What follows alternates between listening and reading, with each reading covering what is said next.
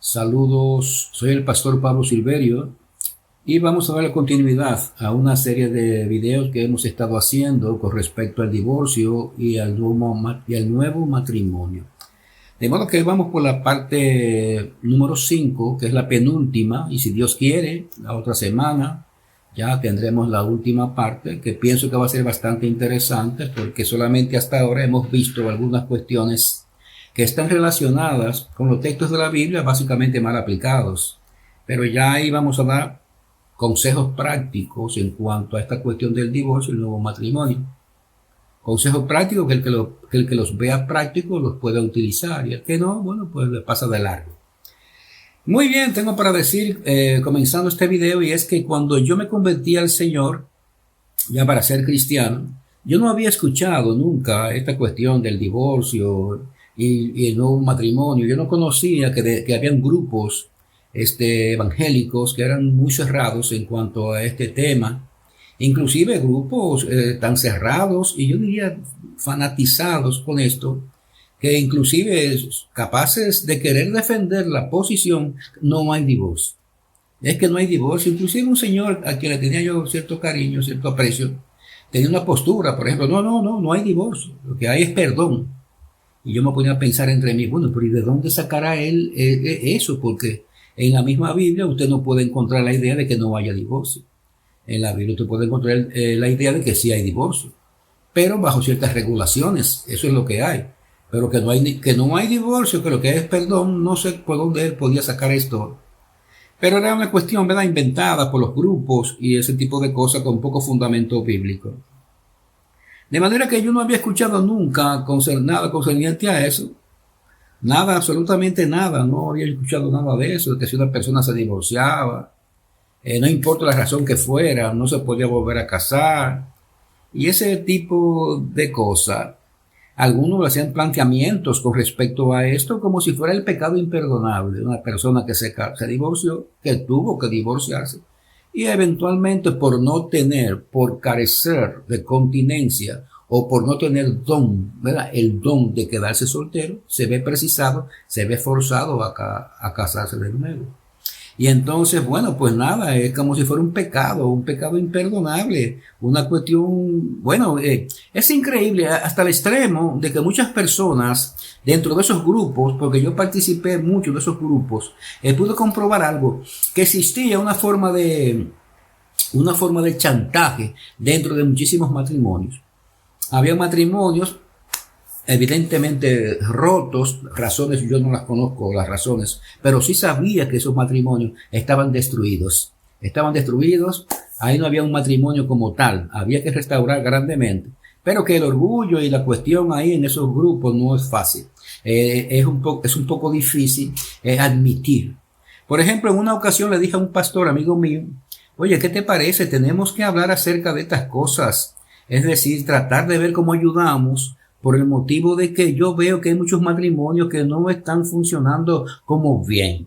Yo pienso que lo correcto sería como tratar de buscar a dar charlas y dar cosas que puedan ayudar a la convivencia en el matrimonio, porque yo me daba cuenta que problemas habían en cantidades de problemas y que algunos matrimonios no eran matrimonios, eran cuestiones de apariencia solamente, estaban totalmente rotos, pero que por lo menos uno de los dos, sin señalar un culpable, chantajeaba al otro con la idea, bueno, no te puedes divorciar porque si te divorcias, no te puedes casar.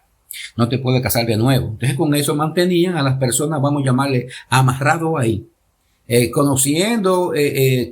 Pienso que probablemente conociendo a esa persona el hecho de que el matrimonio no está funcionando por razones graves, donde posiblemente el culpable era el mismo hombre, chantajeaba a la mujer diciéndole, mira, es como si dijera, no puedes volverte, si te divorcias de mí, no te puedes volver a casar, por lo tanto era un cuco, por decirlo de alguna manera, y se mantenía ese chantaje ahí. Usted lo veía predicando, usted lo veía que muy pocas veces dejaban de hablar acerca de esto. Los recasados, dicen ellos. Esa era y es la expresión. Los recasados. Porque por aquí, por allá, porque si te casas, porque la Biblia dice, porque esto, por aquí, por allá. Y no era más que un chantaje a la esposa que tenían que ellos sabían que esa esposa ya estaba hasta aquí de ese matrimonio. No del matrimonio en sí mismo, sino de la persona con la cual estaba enlazada el matrimonio. Todo tipo de cuento, todo tipo de invento. Y por otra parte, entonces estaba el hecho de que muchas mujeres y hombres también, entonces lo que estaban era orándole a Dios para que matara al marido o matara a la mujer, para entonces ellos sentirse así divorciados y entonces poderse casar de nuevo. Vaya, mire hasta dónde, ¿verdad? Puede llegar la cosa. La cosa yo hallo que es una cuestión extrema, altamente extrema. De manera que por ahí iba la situación en aquellos momentos, hasta ese grado. Chantaje y orándole a Dios para que Dios matara al compañero para poderse volver a casar. Porque entonces el problema es que ellos ajustaban el asunto del matrimonio en conformidad con la ley, con cualquier ley, de hecho. Pero el apóstol Pablo menciona la manera en la que queda enlazada la mujer en el matrimonio judío. Ve que sería una adúltera si pueden se case mientras su marido esté vivo por aquí y por allá. Porque el matrimonio básicamente es hasta que la muerte los separe, exceptuando las excepciones que puso nuestro Señor Jesucristo, el apóstol Pablo, y otras excepciones que vamos eventualmente a hablar después. De modo que sobre ese fundamento, Pablo creo que en la carta de los Romanos tiene una analogía con respecto al matrimonio, y ellos toman esa analogía como un hecho para aplicar sobre el matrimonio mismo. Ellos no usan la analogía en su enseñanza, sino para hablar acerca del matrimonio. No se puede casar porque es cuando se muera, porque etcétera, etcétera, etcétera. De manera que hasta ahí era el asunto. Yo recuerdo que escuché el testimonio de un pastor. No lo escuché, no, yo lo leí. Y ese pastor estaba diciendo que eventualmente se vio forzado a divorciarse, tristemente. ¿Por qué? Porque el problema es que el divorcio la Biblia encuentra, y el mismo Dios encuentra, que no es algo agradable. Inclusive en el libro de Malaquías, la misma Biblia dice que Dios aborrece el divorcio. Y yo pienso entre mí que todo cristiano que tenga una conciencia entrenada por las Escrituras aborrece el divorcio. Porque eso no es bueno, eso es problemático. Pero tristemente, a veces hay situaciones que para la mejor salud emocional y espiritual de esas personas, la mejor vía, el mejor camino que habría que recorrer sería el camino del divorcio, tristemente. Y eventualmente, como ya he hablado, algunas personas que no puedan mantenerse sin casar porque no tienen don de continencia, entonces eventualmente casarse, porque no le queda más remedio, no le queda de otra. De modo que este pastor estaba diciendo que él tuvo que divorciarse. Fue un escrito, él lo escribió su testimonio. Que él tuvo que divorciarse y que muy lamentablemente, muy triste, pero con ese divorcio, y él se casó otra vez. Entonces eso fue para que todo el mundo lo rechazara, todo el mundo lo estigmatizara, todo el mundo lo considerara no cristiano. Es como si fuera una persona apestosa, una persona que ha cometido algo que no se puede perdonar, que no hay forma de que esta persona, el colectivo cristiano, lo aceptara, bueno, pues por cuanto se había divorciado. Bueno, pues vaya usted a ver. Entonces, estigmatizado, en ninguna parte bien recibido, perdió los amigos, perdió básicamente todo. Y en una parte él dice, oiga, pero me hubiera sido mejor que yo hubiera asesinado a mi esposa. Nótese lo que él dice. Me hubiera sido mejor que yo lo hubiera asesinado, porque si yo lo hubiera asesinado, cumplo un poco de la cárcel, un tiempo de cárcel, y después ya sigo como cristiano, es decir, sigo siendo aceptado como cristiano. Porque es verdad. Porque póngase a pensar usted, mire, si una persona, vamos a presentar este escenario hipotético. Una persona hace así y coge y mata la mujer. Viola 5 hijos que tiene, los viola y mata a la mamá. Coge a la mujer y la corta en pedazos, es decir, la descuartiza y deja los pedazos en diferentes partes del mundo, o digo del sitio, del alrededor. Y un gran crimen, una cosa horrorosa que las noticias, oiga, cuando las noticias digan eso, la gente se va a estremecer. Oye, pero mira qué crimen cometió esa persona. Tenía 5 hijos y una esposa. Entonces, él lo que hizo fue que violó los 5 hijos que tenía, los mató a los 5, después mató a su mujer, la descuartizó y los diferentes trozos del cuerpo de la que era su esposa los regó en el sitio, en la ciudad donde viviera. Y todo eso es altamente malo, eso es una cosa horrorosa. Pero después tocara la casualidad que ese hombre, vamos a suponer, se convirtió, recibió a Cristo. Recibió a Cristo y entonces, bueno, después que la gente conoce que esta persona que mató a los hijos, que los violó previamente y que mató a la mujer, que la descuartizó por aquí y por allá, él se convirtió. Él se convirtió. Entonces ahora, bueno, pues efectivamente vamos a buscarlo para que él vaya a la iglesia a dar el testimonio del cambio que hizo Jesucristo en él. Un hombre así, ¿verdad? Bueno, y ese hombre será buscado para ser llevado a diferentes iglesias, a dar ese testimonio crudo así, que mató, que asesinó a sus hijos, los violó por aquí, por allá, y esto, y esto, y esto, y esto, y esto. Y eso era un testimonio y todo el mundo lo buscaría para llevarlo a todas las iglesias, por lo general iglesias pentecostales. Llevarlo ahí, presentarlo. Aquí está el gran criminal que mató, hizo esto, pero se convirtió, recibió a Cristo.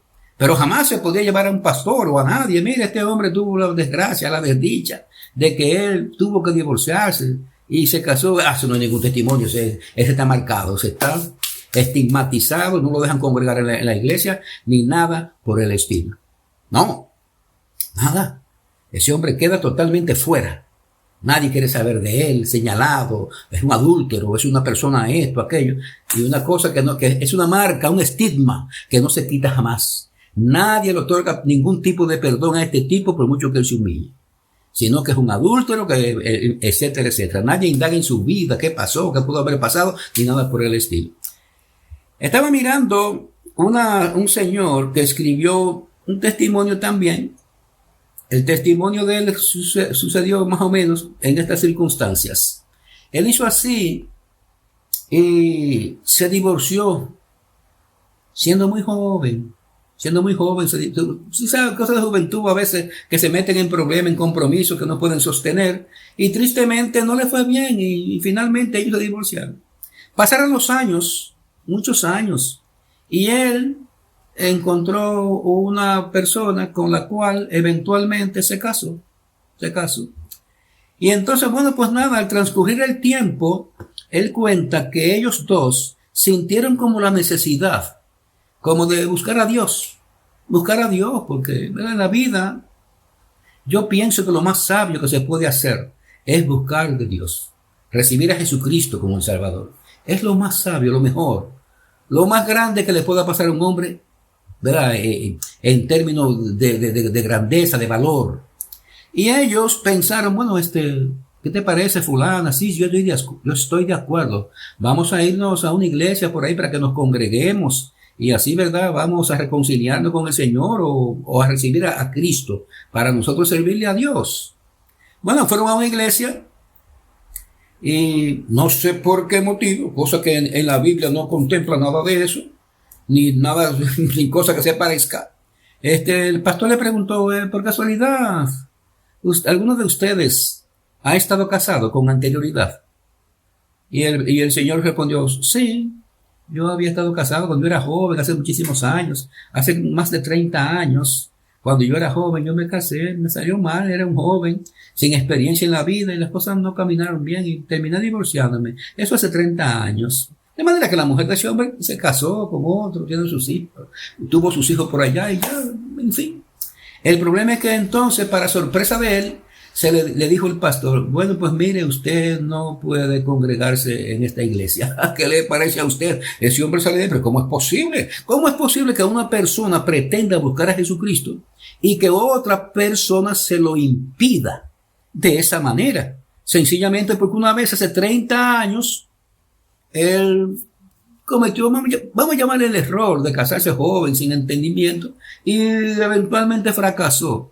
Y porque después al tiempo, bueno, pues se casó y ahora pretende buscar de Jesucristo, le dicen que no puede congregarse en esa congregación por cuanto él había sido casado con anterioridad. Vaya usted a pensar que eso no lo encuentra usted en Biblia ni en ninguna parte, solamente lo encuentra en los grupos que tienen un tipo de exégesis bíblica rara y extraña. Bueno, pues no le quedó más remedio que con toda tristeza, con mucha tristeza. No, yo no recuerdo en qué paró la cosa, porque él tuvo que ir. Él tuvo que ir. De modo que los que se habían divorciado y se habían vuelto a casar de nuevo, sean cristianos o no, eran rechazados. Eso lo hacía la Iglesia Católica antes. Eran rechazados, estigmatizados. No tenían comunión en la Iglesia Católica, no tenían comunión, no tenían nada, no hay manera, ya se está completamente apartado, fuera de la comunión de la Iglesia, en este caso la Iglesia Católica. Bueno, y así por el estilo, pero que ¿de dónde que sacan eso? Porque bíblicamente de la Biblia no sacan eso. Que una gente venga del mundo, es porque a un cristiano un consejo se le podrá dar, a un cristiano un matrimonio se le puede restaurar. A un cristiano, tristemente, un matrimonio puede disolverse porque si no hay manera de restaurarlo. Lamentablemente, porque el mejor camino, vuelvo y reitero, sería en muchos casos el divorcio. Claro que sí. No sé de dónde sacaron eso, pero el problema es que no conocía yo que las personas fueran estigmatizadas, fueran señaladas, fueran marcadas de esa manera. Conocía remotamente la cuestión del catolicismo porque como todos o la gran mayoría de nosotros para acá, para Occidente, participamos de la religión católica, bueno, pues ahí veíamos eso. Por ejemplo, el papá mío nunca se divorció de mi mamá, nunca se divorció de ella, pero mi papá tenía otra esposa, otra mujer. No voy a entrar en los detalles por qué razón, pero así fue la vida del papá mío. Yo hablando una vez con la esposa de él, vamos a llamarle, con la que buscó después. Ella me dijo a mí, bueno, por lo que pasa es que Miguel, así se llamaba mi padre, él nunca se divorció. Mi papá no se divorció por el temor que infundía la Iglesia Católica a las personas que se divorciaban. Sí, él nunca se divorció, pero vivió una grandísima parte de su vida hasta que murió con esa esposa. Póngase a pensar.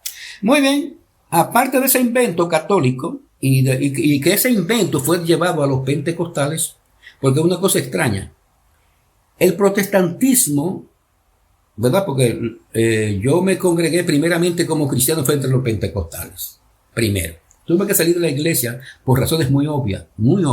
Tuve que salir de ahí corriendo y asustado por ciertas situaciones que se estaban dando. Muy bien. Pero yo no conocía que eso fuera así. Ni siquiera en esa iglesia yo había escuchado eso. Esa cosa así, tan cerrada, tan loca. Pero después, afuera, me junté con otros grupos extremadamente fanáticos, que yo no sabía que existían dentro del mundo cristiano una cosa así. Yo no lo sabía. Miren, porque lo que podría llamarse evangélico, desde la Reforma, bueno, pues para acá, siempre han existido excepciones para cuestiones de divorcio y de matrimonio. Y una excepción indiscutida en el mundo entero, que no se discute en el mundo entero, era el adulterio. El adulterio, la fornicación. Entonces, ¿qué pasa? Que yo investigué en todas las iglesias del mundo y encontré que la fornicación era una excepción que se aceptaba como para un divorcio legítimo y volverse a casar. Excepto en los menonitas, los Amish y la Iglesia Católica y los pentecostales. Me extrañó bastante de los pentecostales porque digo, bueno, pero los pentecostales dicen que son evangélicos. Pero si son evangélicos, ¿por qué sostener una doctrina que es católica? Porque esa doctrina no pervive, no existió nunca dentro de la iglesia evangélica. Que no hay ninguna excepción, que no hay nada, que el juego está cerrado. Yo no había escuchado eso nunca. Y los pentecostales pues lo traen de los católicos, y entonces lo extraen de los católicos y eso crece adentro, o crecía. Creo que ahora está un poquito más moderado eso, pero no hace mucho tiempo era una cuestión, era una cosa increíble. Y no se callaban con eso para nada. Todo lo que íbamos a hacer culto en la calle, y de repente poníamos a alguien a hablar algo primero ahí para motivar a las personas, y siempre comenzaban hablando, y ahora, y los pastores se están recasando, y el recasamiento, y me tenía un poco cansado de esto. Digo, pero ¿por qué motivo? Es que tiene que plantearse eso, porque yo no creo que eso sea lo más importante que tenemos que hablar aquí. Y el recasamiento, y el recasamiento, bueno, hasta la saciedad. Yo estaba harto de eso. Y dije, bueno, pero espérate, hay que buscarle una vuelta a esto, porque esto esto no puede ser así. No puede ser así como yo lo planteaba. No podía ser así. Me acuerdo un pastor que decía, bueno, sí, divorcio y casarse de nuevo, ok, la gente del mundo, que vienen del mundo a la iglesia, que vienen así en esa condición, eso es aceptado. Otros dicen que no, que ninguna persona, ni que se haya casado en el mundo, podía llegar a la iglesia habiendo sido casado y llegar con otra esposa, que él se es recasado y que por lo tanto tiene que ser rechazado dentro de la iglesia. Imagínese usted. Ahora, la pregunta mía es, ¿de dónde es que se extrae esto como mínimo? ¿En la historia o en la Biblia sobre todo? ¿Dónde? Cuando digo la historia, me refiero a la historia evangélica. Porque sabemos que el catolicismo estuvo manipulando a través de la historia para llegar al punto que ellos llegaron. Ya lo sabemos eso. Pero en la Biblia usted no encuentra nada que se parezca a eso. Nada, absolutamente nada. Nada, absolutamente. Entonces, ¿qué pasa? Que en la Biblia sí existen dos textos que podrían eventualmente esclarecer, ¿verdad?, cuál es el trato a una persona que se haya casado en la vida y que se haya divorciado. Porque la Biblia menciona dos textos que pueden servir de guía. Nosotros vamos a leer esos textos. Uno de ellos se encuentra en Tito. Ahora a mí se me olvidó apuntarlo en la nota. Tito, creo que es 1.5. Tito 1.5. Todos sabemos que Tito estaba en una ciudad, en una isla en una isla llamada Creta, allá en Grecia. El apóstol Pablo, bueno, pues lo envió ahí para cuestiones asociadas de organización de las iglesias de esa isla ahí. Y en el versículo 5, él le dice a Tito, en su carta, Pablo le dice, por esta razón te dejé en Creta, para que corrigieses lo deficiente y establecieses ancianos en cada ciudad, así como yo te mandé. De manera que una de las cosas que Pablo le había encomendado a Tito era que nombrara ancianos y que corrigiera las cosas que estaban mal en esa isla ahí, entre las iglesias, que las corrigiera, y otra era nombrar ancianos.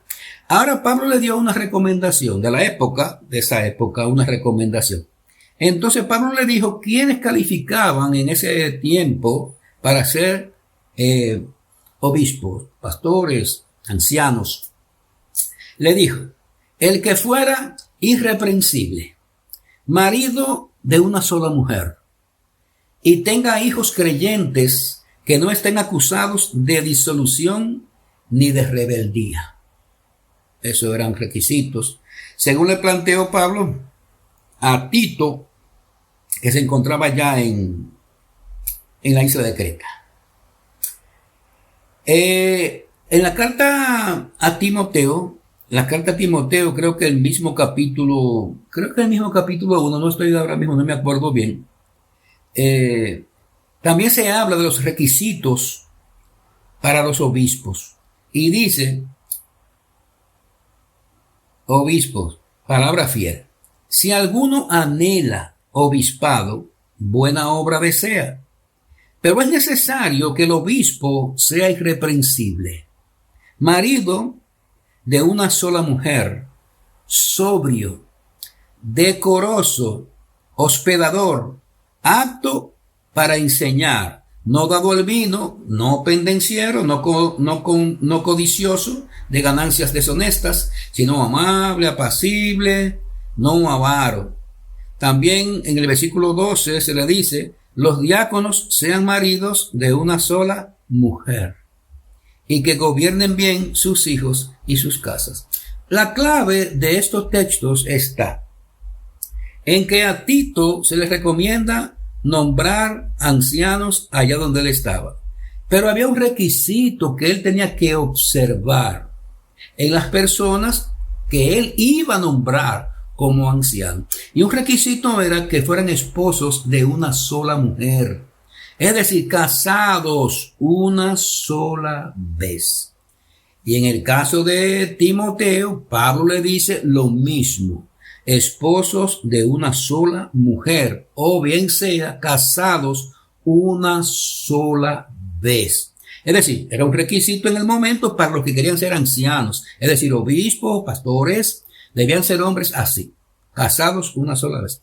Sin embargo, este texto ha sido interpretado de diferentes maneras. Hay personas que dicen que no, que Pablo lo que estaba diciendo allí era que la persona que iba a ser obispo, un pastor, tenía que ser alguien probado como una persona no mujeriego. No mujeriego. Es una interpretación la menos posible. Me temo que no es posible. No es posible. El apóstol Pablo no se estaba refiriendo a eso básicamente. El apóstol Pablo se estaba refiriendo a otra cosa. Se estaba refiriendo a que fuera esposo de una sola mujer. Un hombre casado una sola vez. Es decir, hay que mirar el contexto histórico. Allá en aquel momento eso se veía como algo honroso. Una gente, ¿verdad? Que ese hombre, no. Ese hombre es esposo de una sola mujer. ¿Entiendes? Las mujeres igual. No. Esa mujer ha sido esposa de un solo hombre. Eso es como algo honorable en aquel momento de la historia. Y siempre ha sido honorable. Siempre lo ha sido. Todo el tiempo siendo honorable. Un hombre esposo de una sola mujer. No que sea mujeriego, no, de eso no. Que sea esposo de una sola mujer. Que se haya casado una sola vez. Esto es tan cierto que es así, que Pablo se refería a eso, que la iglesia oriental griega, los sacerdotes de ellos se pueden casar. Sí, pueden ser casados.